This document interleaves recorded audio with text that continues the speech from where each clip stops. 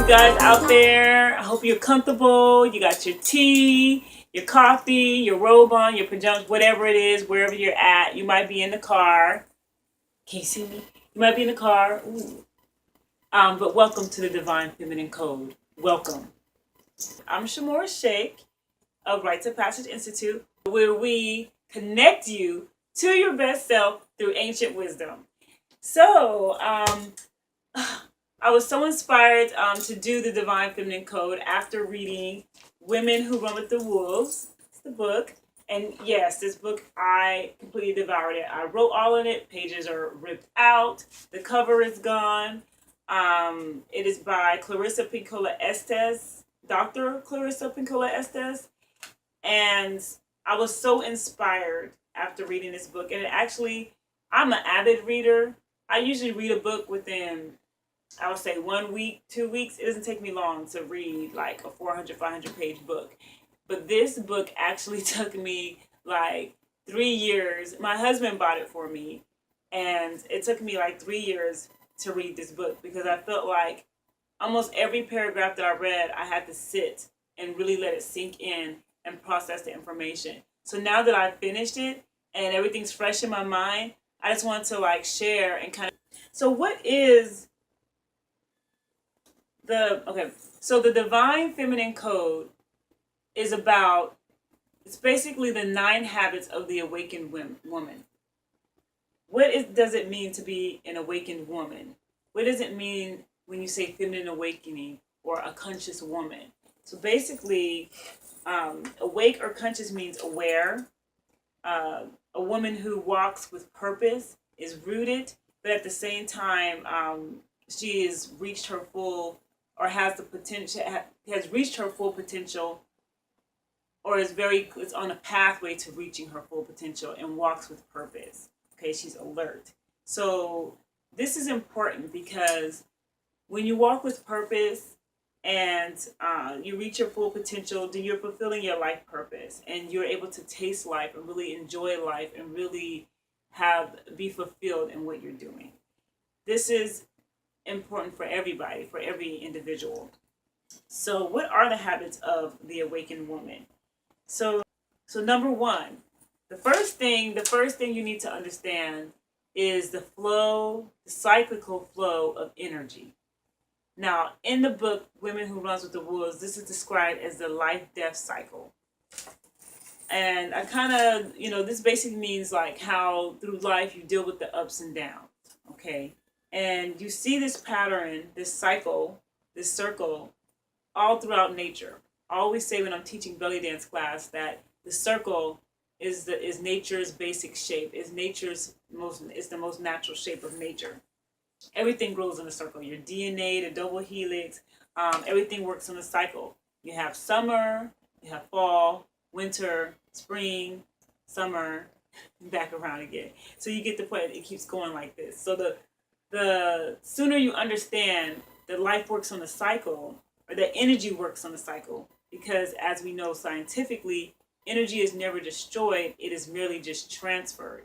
So we have an ideal of things ending and things being final, or like death being final. But really, it just keeps going on this cycle. And so if you understand that, when you do get to the downward cycle, you realize this is just a time to really reflect and build up your stores so you can springboard into the next cycle. And you know that the up is coming. So you don't let that get you down. You don't get caught up in just the woe is me and the sorrow and get stuck in the rut. You understand that this is just a phase that is happening right now and it will pass. So women who are awakened understand this is a habit. They understand the energy flow. They understand the cycle of life, the circle of life. They understand that things, they move around in that cycle. So is a cycle of animation, development, decline, and death that is always followed by reanimation. The sun, moon, seasons, breathing, love, fire, plants, and your menses all work on a cycle. So for example, a plant starts from a seed, it grows, and then it flowers, it blossoms. That could be like the up part of the cycle. And then maybe that flower gets picked or it gets crushed, or it gets burned up, drought happens, and it dies. But of course, its seeds have been spread by the wind. So those seeds continue to grow. So it doesn't really just end. The seeds keep growing, but also that plant, that original plant itself goes back into the earth, kind of like compost, fertilizes the earth, and is able to support new life. So it's like it never ends. It doesn't, that's not the end for the plant. It's the same thing with the butterfly. You know, you had a caterpillar. He goes into a cocoon.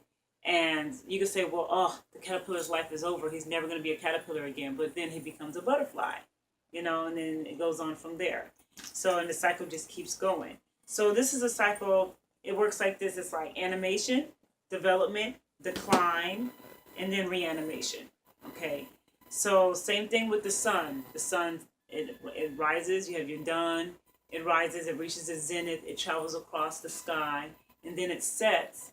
And then up comes the moon and it travels across, and then it sets or it goes down, and then you have the sun coming, and that's an ongoing cycle. So you can say, oh man, the sun is setting.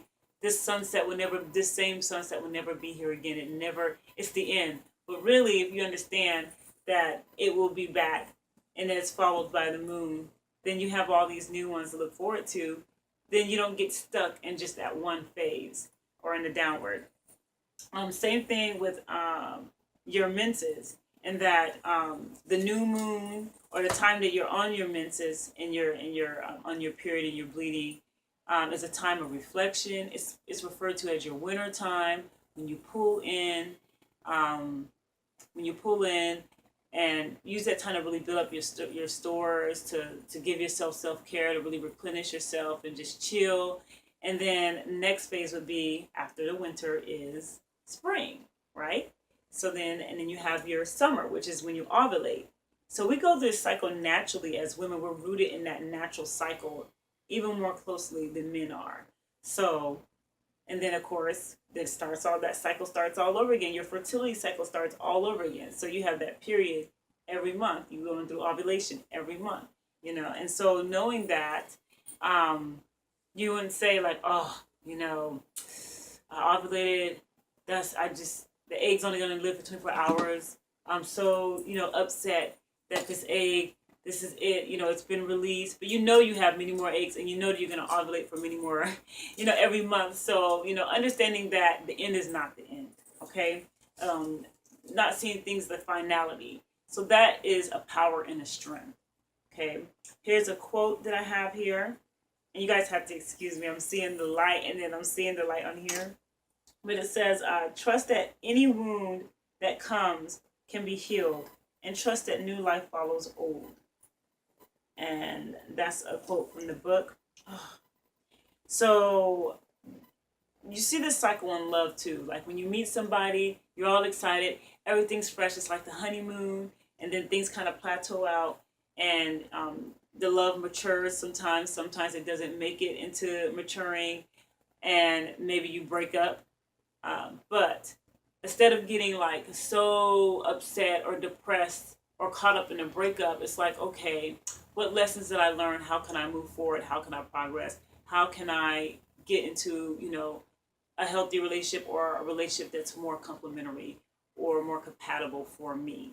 So seeing it not as like the end, but a potential for growth.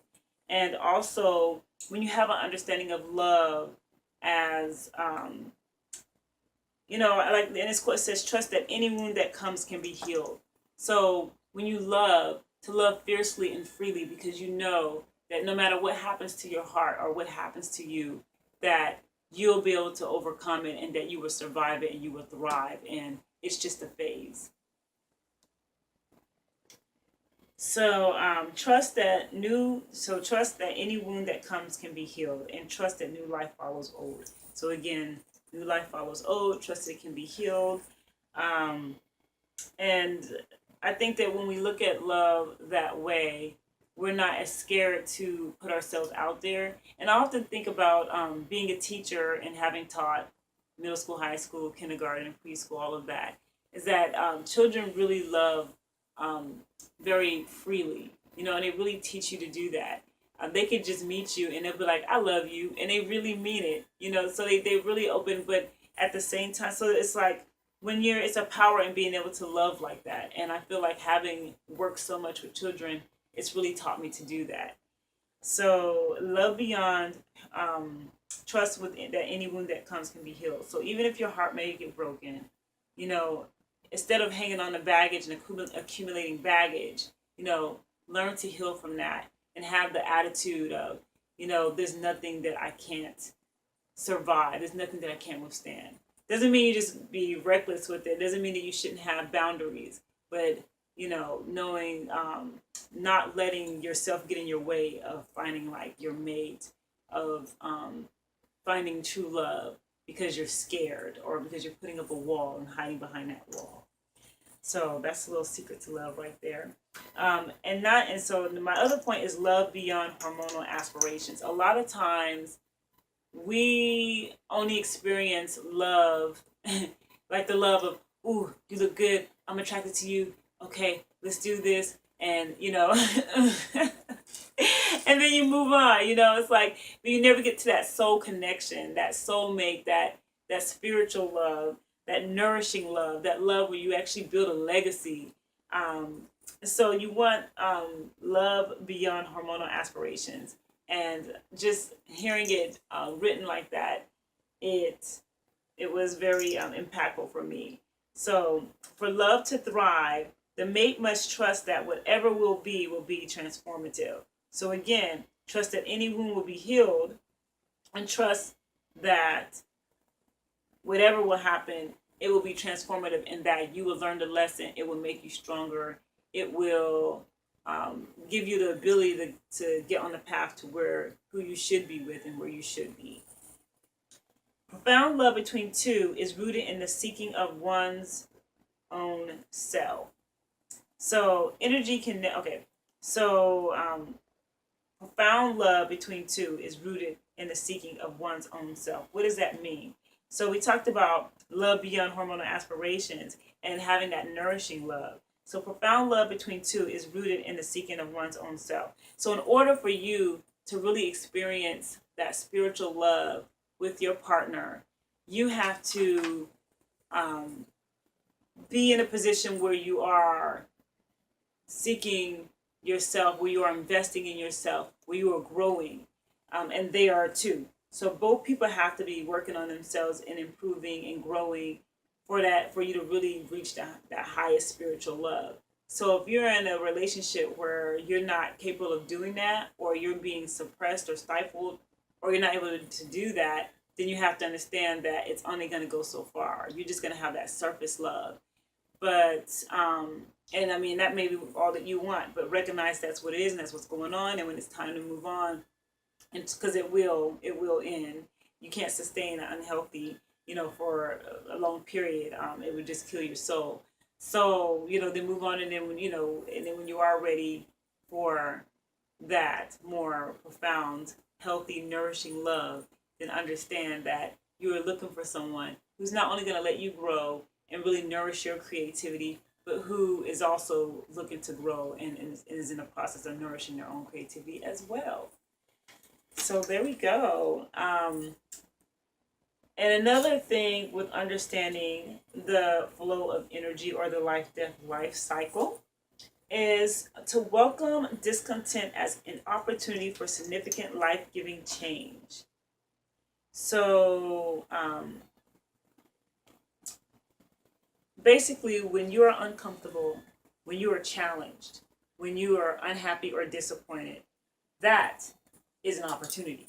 That is an opportunity for significant life-giving change. That means that is a time. It is often when you're uncomfortable and you're in a situation where you urgently want to get out of it, that's when you have clarity. Unless you get caught up in the woe is me and the depression, or get caught up in the sorrow of the situation and the mud and the muck and get stuck, like a stick in the mud. But if you're able to appreciate the situation for what it is and say, hey, a lot of times it's kind of like when you're grinding or the pressure is on, that's when you have that clarity. You hit rock bottom and you realize what the bottom line is, what is most important. And you also become your most creative. So it really is an opportunity to springboard. So that's the time that you should really just, kind of pull back, get your bearings, strengthen yourself, make sure you're taking care of yourself, because a lot of times when we are stressed or we're challenged, that's when we're neglecting ourselves. And then use the wisdom to springboard into the up phase that you're about to have, because remember, everything works in a cycle. So if you're in that downward phase, number one, you're just there for a moment, okay, because it's about to cycle back up, and you got to be ready for that cycle back up, or you're going to be cycling back down real fast again. Okay, you don't want to be doing a downward spiral, you want to be doing an upward spiral. Okay, and the way to do that is to welcome the discontent as an opportunity for significant life-giving change. And that's a quote from page 350 of Women Who Run with the Wolves. So we're about to move on to number 2. But before we do, I'm going to play a little game with you guys where on every other point, I'm going to give you a letter. And at the end of this event, it's going to spell a word. So basically, I'm giving you a code. And then I'll explain what the word is. And here's a hint. You might guess it before I'm done spelling it. But here's a hint. It is not English. It is Wolof. So every time I'm going to give you a new letter, I'm going to hit my singing bowl and give you the letter. So before I get into number 2, here we go. All right. So the first letter for the word I'm going to give you is J. Okay. So let's move on to number 2. Number 2, don't be nice, be knowing. And right away I think of that song, by Drake. Be nice for what? Nice for what?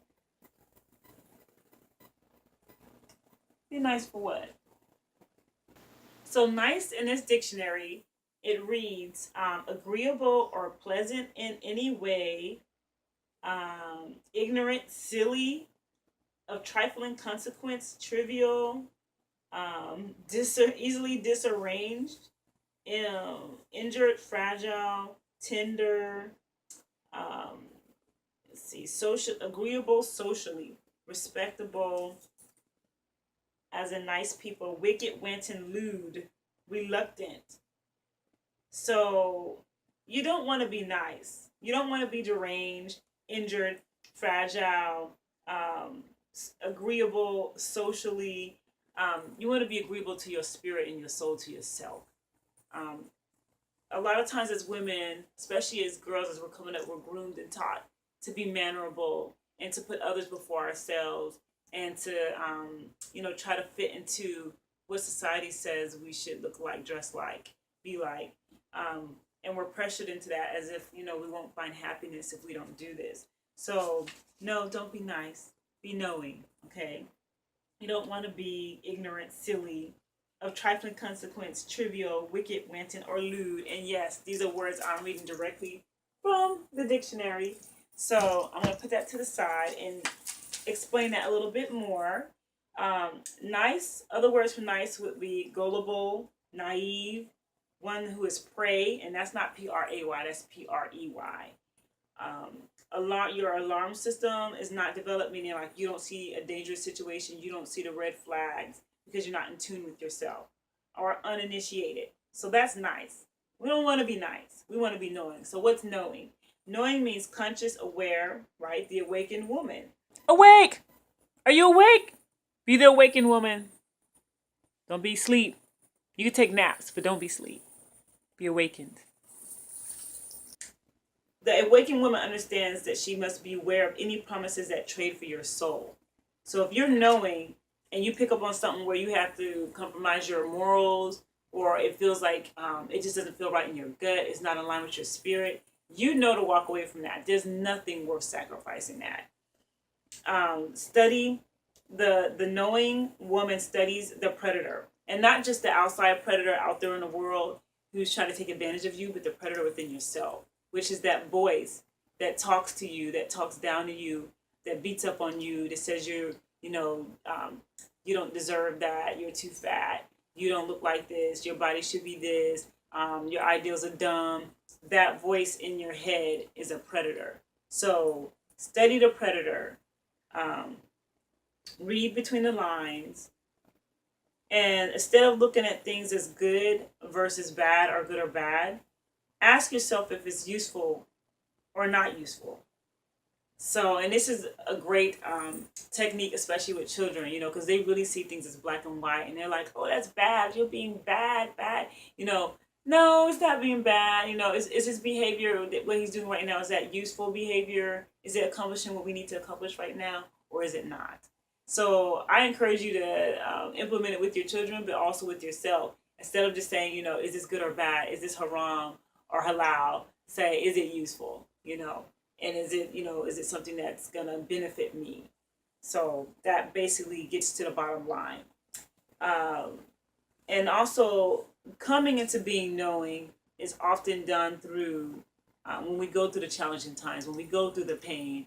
It makes us more aware, it makes us more conscious and more sensitive, and to learn the lessons. But sometimes when you're going through a cycle and you get caught in a downward, you get stuck in the mud, you get caught in that downward phase, and you're really in a sorrowful way, then it is not a chance for growth, because you're stuck in there, so you're not giving yourself that chance to grow from that experience. So for some people, it basically desensitizes them, and to the point that they don't know when they're in line with their spirit and when they're out of line, or when something is a dangerous situation.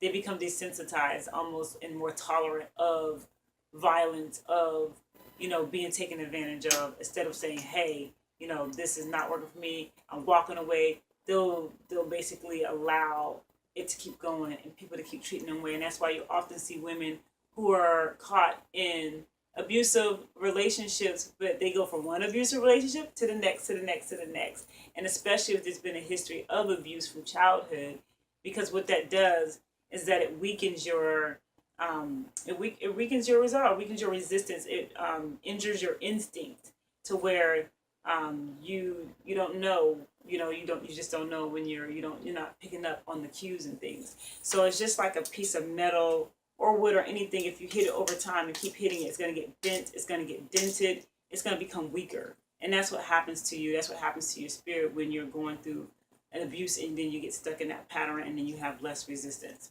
So don't be nice, be knowing, use the challenges and the pain as lessons to springboard them to your upward cycle. Number 3. Oh, here we go. I gave you J, next letter is O, okay? So don't survive, thrive.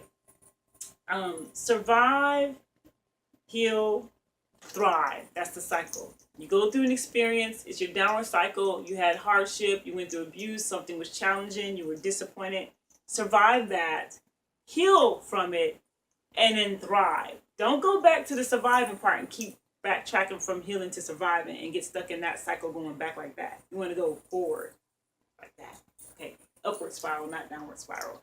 So a lot of times people, just like if you go through a divorce, or something horrible, like you got fired from your job or whatever, and you can, did I ever tell you about time? Oh man, when I went through that divorce, he was like this. They always keep bringing up the story. They keep bringing it up over and over. They stay living in that moment. And every time they tell the story, they're going back into reliving that, instead of it's like it almost becomes, it starts defining them. You're that divorced woman, instead of you being Shamor or being who you are. Yet you take on that label. And you let it define who you are, instead of moving on and thriving. So if we stay as survivors, we limit ourselves and cut our energy to ourselves and our power in the world to less than half. So again, if you keep cycling back to oh man, that type of time I went to prison, that type of time that I got beat up, I had this bully, keep going back, you're living that moment over and over, and you're never allowing yourself to go forward. So you're basically cutting your power in half, and you're also cutting your power out in the world, because you're depriving people of your gift, of the magnificence, and what you reaching your highest potential, and what you have to offer as gifts to the world is basically being taken away, because you keep going back and just staying in survival mode. So don't stay just as a survivor. A lot of times there's a lot of pride in oh, I'm a survivor, I survived this, I was sick, I had this illness, I got but don't stay attached to the survival label. Move on to the thriving one, okay? So thriving means that now that the bad times are behind us, we survive, right?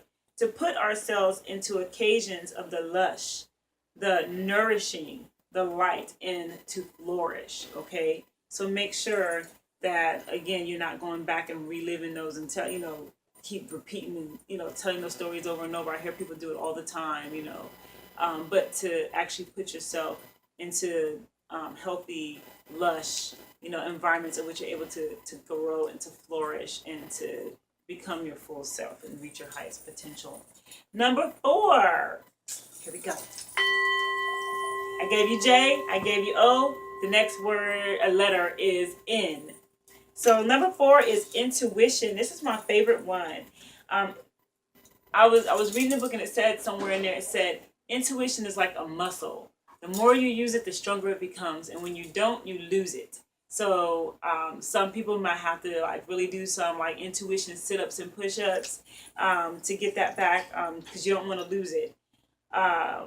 Your intuition is so important because it is your early warning system. It lets you know when something's just not right. And it may not logically make sense, and a lot of times it doesn't. You just got that feeling in your stomach. But it's like, ooh, I'm not going with him. It just don't feel right. Even though I've known him for the last couple of months, I'm not walking through that door. You know what? I'll talk to you later. Good night. It could be so many different ways and situations in which you feel that. And I think a lot of times we're told not to listen to it because it's not logical. It doesn't make sense. It's not founded on anything. But really, that is one of your superpowers and your greatest strength. So never discount your intuition. And always use it so you'll always have it, and that it will become stronger and stronger. Because your intuition is a direct messenger of your soul. It's a direct messenger of the soul. Invest in your soul. Do not starve your spirit. So when you don't listen to your intuition, you're starving your spirit. And what happens is that when your spirit is starved, what I mean by starving your spirit, say you love to write, or you love to paint, or it may be sewing, or I don't know, cooking, going to games or something like that. But you're in a relationship or an environment where they're they look down on that. Oh, you right, that's a waste of time. Why are you doing that? I don't want you wasting time doing that. It may be coming from a partner, a spouse. It may be coming from, parents, whatever. And so you don't do it. You don't write, right? You don't do what your passion is. That's starving your spirit. And what happens is that when you starve your spirit, that it basically will manifest and come out and express itself negatively. So I'm not able to write, so I'm going to start, eating donuts. And I'm going to eat so many donuts, and then I'm going to become overweight, and I'm going to become obese, and then I have high blood pressure. So basically, you can take all the medication you want, but until you are able to really live in line with your spirit and feed your creativity and write or paint or whatever that may be for you, you're going to continue to experience that high blood pressure or that obesity or whichever. So that's really getting to the spiritual side of illness. And getting down to the root of it.